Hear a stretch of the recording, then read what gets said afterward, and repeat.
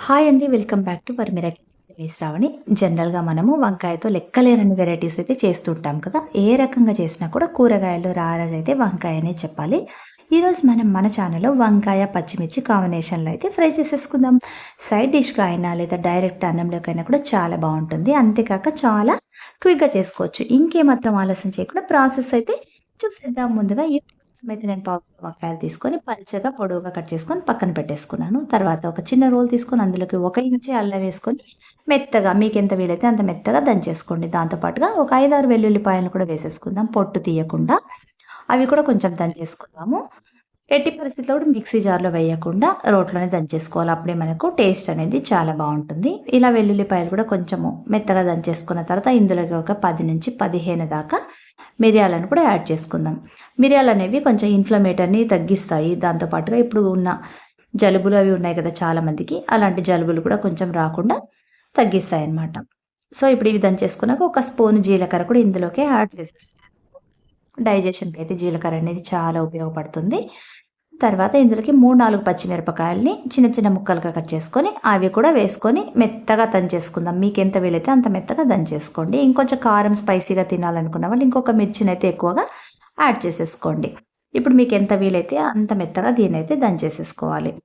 ఇప్పుడు దీన్ని పక్కన పెట్టుకొని స్టవ్ వెలిగించుకొని స్టవ్ పైనైతే పాన్ పెట్టేసుకుందాము. అందులోకైతే 3, 4 స్పూన్ల దాకా ఆయిల్ అయితే వేసుకుందాం. ఆయిల్ కొంచెం హీట్ ఎక్కిన తర్వాత ఇందులోకి ఒక స్పూన్ దాకా తాలింపు గింజలైతే వేసుకుందాం. అవి కాస్త చిటపటలాడిన తర్వాత ఇందులోకి ఒక పెద్ద సైజు ఉల్లిపాయని పొడుగా స్లైసెస్‌గా అయితే కట్ చేసేసుకొని, ఆ ముక్కలు కూడా వేసుకొని బాగా ఫ్రై చేసుకుందాము. ఉల్లిపాయ ముక్కలనేవి మెత్తబడాలి. తర్వాత కొంచెం బ్రౌనిష్ కలర్ వచ్చేదాకా, పచ్చి వాసన పోయేదాకా కూడా మనం బాగా ఫ్రై చేసేసుకోవాలి. అప్పుడే ఫ్రైకి టేస్ట్ అనేది చాలా బావుంటుంది. ఇలా ఒక నిమిషం పాటు బాగా మనం హై ఫ్లేమ్ మీద పెట్టుకొని ఫ్రై చేసుకోవాలి. దాంతో పాటుగా ఇప్పుడు మీ దగ్గర అవైలబుల్ ఉన్నట్టయితే ఒక గుప్పెడంత పచ్చి కరివేపాకును కూడా కొంచెం క్రష్ చేసి వేయండి. ఫ్లేవర్ అనేది చాలా బావుంటుంది. కరివేపాకు కూడా వేసిన తర్వాత ఒకసారి అంతా కూడా బాగా కలిపేసుకోండి. ఉల్లిపాయ ముక్కలు కొంచెం ఫ్రై అయినప్పుడు ఇవైతే బాగా అన్నీ కూడా వెడల్పుగా మనము సర్దేసుకొని ఇప్పుడు మనం రోట్లో దంచి పెట్టుకున్న ఈ మిశ్రమాన్నయితే వేసేసుకుందాం. అంతా కూడా పచ్చిమిర్చి మిశ్రమాన్నయితే వేసుకుందాము. ఇది వేసిన తర్వాత మళ్ళీ ఒకసారి బాగా కలిపేసుకుందాం. అల్లము తర్వాత వెల్లుల్లి అనేది పచ్చి వాసన పోయేదాకా కూడా మనము అంతా కలిపేసుకోవాలి. వాటర్ అనేది అయితే యాడ్ చేయాల్సిన అవసరం అయితే లేదు. ఉల్లిపాయల నుంచి వచ్చే మనకు వాటరే తేమ కాబట్టి ఇందులో సరిపోతుంది మనకు ఫ్రై అవ్వడానికి వంకాయలనేవి. ఇలా అంతా కూడా బాగా కలిపేసుకున్న తర్వాత ఇప్పుడు మనము వంకాయలు కట్ చేసి పెట్టుకున్న వంకాయ ముక్కల్ని ఇందులోకైతే యాడ్ చేసేసుకుందాము. వంకాయ ముక్కలు కూడా మీరు పొడవుగా పల్చగా తరుక్కుంటేనే తొందరగా ఫ్రై అయితే అవుతాయి. దాంతో పాటుగా వాటర్ అనేది అవసరం ఉండదు మనకి ఇందులోకి. పల్చగా తరుక్కున్నట్టయితే తొందరగా ఫ్రై అయిపోతాయి, మెత్తబడిపోతాయి కాబట్టి. ఇలా వంకాయ ముక్కలు కూడా అన్నీ వేసుకున్న తర్వాత మీదకి కిందకంతా ఒకసారి బాగా కలిపేసుకోండి. ఈ ఉల్లిపాయ ముక్కలు తర్వాత వంకాయలకన్నిటికి కూడా బాగా కలిసేలాగా కలిపేసుకోవాలి. తర్వాత మూత పెట్టి ఒక 5-8 మినిట్స్ పాటు మీడియం ఫ్లేమ్ మీద అయితే ఫ్రై అవ్వనివ్వాలి వంకాయలు. తర్వాత 8 మినిట్స్ తర్వాత మీకు చూపిస్తున్నాను. చూడండి వంకాయలనేవి బాగా కొంచెం మగ్గిపోయాయి కదా!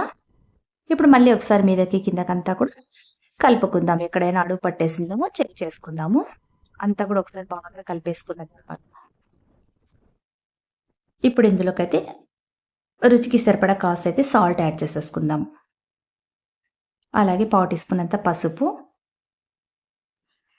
ఒక స్పూన్ దాకా ధనియా పౌడర్ కూడా వేసేసుకుందాము. అవి వేసిన తర్వాత మళ్ళీ ఒకసారి బాగా కలిపేసుకోవాలంతా కూడా. ఇందులోకి మిర్చి పౌడర్ అయితే వేయాల్సిన అవసరం అయితే లేదండి. మీకు ఇంకా స్పైసీగా కావాలంటే పచ్చిమిరపకాయని యాడ్ చేసుకోవచ్చు.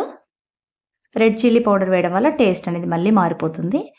అంతా ఇప్పుడు కలిపేసుకున్న తర్వాత చివరిగా ఒక 2, 3 స్పూన్ల దాకా ఎండు కొబ్బరి పొడినైతే వేసుకుంటున్నాను నేనైతే. మీకు కావాలంటే పచ్చి కొబ్బరి తురుము వేసుకున్నా కూడా బావుంటుంది. కానీ ఎండు కొబ్బరి పొడి వేసుకుంటేనే ఇందులోకైతే బావుంటుంది టేస్ట్. ఇది వేసిన తర్వాత కూడా మళ్ళీ ఒకసారి మీదకి కిందకి బాగా కలిపేసుకోవాలంతా. వాటర్ వేయకున్నా కూడా మనము సిమ్‌లో పెట్టి బాగా ఫ్రై చేసుకున్నట్టయితే ఆటోమేటిక్‌గా వంకాయ ముక్కలనేవి తొందరగా మెత్తబడిపోతాయి. ఇప్పుడు సాల్ట్ అనేది చెక్ చేసేసుకోండి. ఫైనల్‌గా సన్నగా కట్ చేసిన కొత్తిమీరతో గార్నిష్ అయితే చేసేసుకోండి. వేడి వేడి అన్నంలోకి నెయ్యేసుకొని తింటే చాలా బావుంటుంది. రసంలోకి, సాంబార్‌లోకి లేదంటే పప్పులోకి కూడా సైడ్ డిష్‌గా చాలా బావుంటుంది. చపాతీలోకి బావుంటుంది. మరి ఇంకెందుకు ఆలస్యం మీరు కూడా తప్పకుండా ట్రై చేయండి. మీకెలా కుదిరిందో నాకు కామెంట్ చేయండి. నా వీడియోలు నచ్చినట్టయితే లైక్ ఇవ్వండి. మీ ఫ్రెండ్స్‌కి, కుటుంబ సభ్యులకైతే షేర్ చేయండి. నెక్స్ట్ మళ్ళీ ఇంకొక మంచి వీడియోతో మళ్ళీ మీ ముందుంటా. Until then bye. Thanks for watching.